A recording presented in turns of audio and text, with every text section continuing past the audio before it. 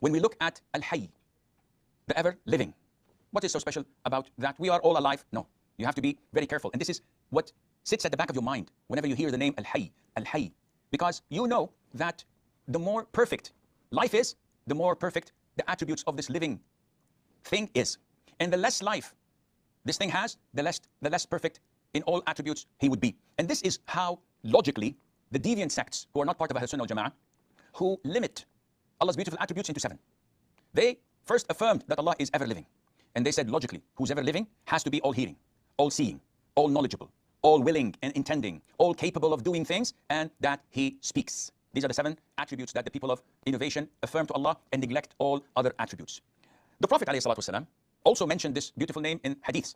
So he affirmed the fact by saying in his invocation, you are the ever-living who does not die. However, the jinn and the humans die. So he affirms this fact. And he tells us, subhanahu wa ta'ala, that Allah Azza wa Jal never dies. Now, people who like to argue with the brains of this much, if ever, they'll say, I'm alive, animals are alive. What is the difference between Allah being alive and us being alive? Well, there is no comparison to begin with. And this is a cornerstone whenever you speak about Allah's beautiful names and attributes. لَيْسَ كَمِثْلِهِ شَيْءٌ. There is nothing onto or up to, or similar to Allah Azza wa Jal. There's nothing similar to Allah, yet He's all-hearing or all-seeing. So we talk about Allah's life as one of His attributes. We talk about Him being Al-Hayy, the ever-living, as one of His names. But there's no comparison. You see, our lives began from nothing, from vacuum. And it will end inevitably, where Allah's life had no beginning and has no end. Allah Azza wa Jal has the perfect life. It has no limit, and it did not begin like every living other creature. Allah was always there. In the hadith, كان الله ولم يكن شيء. There was Allah Azza wa Jal, and there was nothing except Him subhanahu wa ta'ala in existence. So He does not have a beginning, and He does not have an end, where everyone, everything in this universe has a beginning and has an end. Not only that, if you think you're alive, then think again.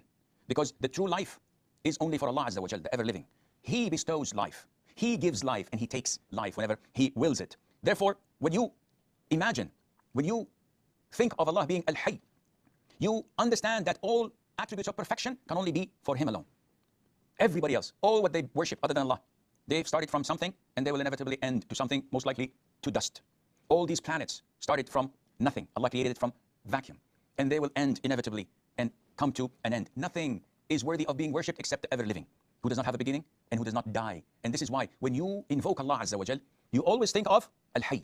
Allah says in the Quran, هو الحي لا إله إلا هو فادعوه مخلصين له الدين. He is the ever-living. There is no deity except Him worthy of being worshipped. So call upon Him, being sincere to Him in religion.